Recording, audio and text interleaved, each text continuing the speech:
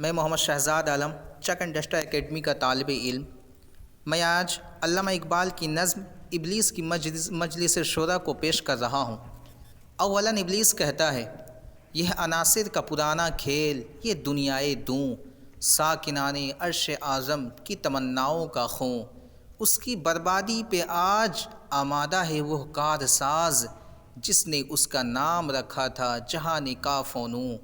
میں نے دکھلایا فرنگی کو ملوکیت کا خواب، میں نے توڑا مسجد و دیر و کلیسا کا فسوں۔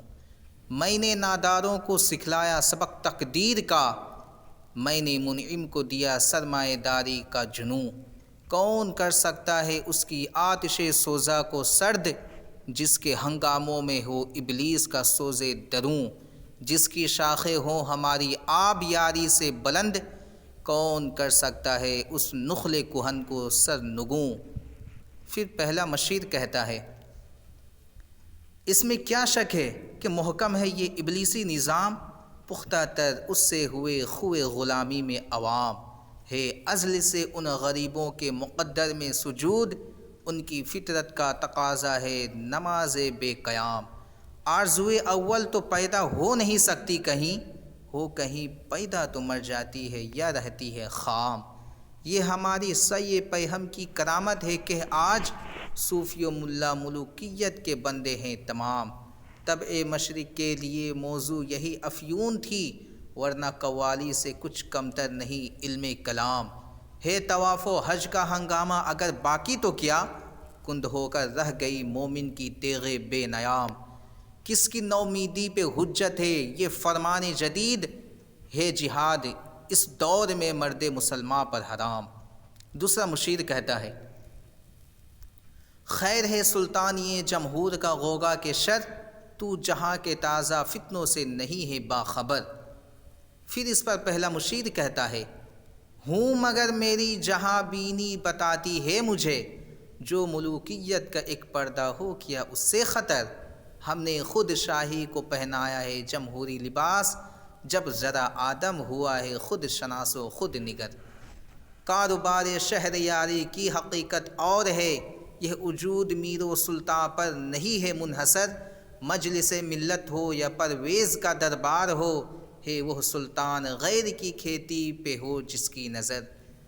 تو نے کیا دیکھا نہیں مغرب کا جمہوری نظام، چہرے روشن اندروں چنگیز سے تاریک تر۔ تیسرا مشیر کہتا ہے، روح سلطانی رہے باقی تو پھر کیا اضطراب، ہے مگر کیا اس یہودی کی شرارت کا جواب۔ وہ کلیم بے تجلی وہ مسیح بے صلیب، نیست پیغمبرو لیکن در بغل دارت کتاب۔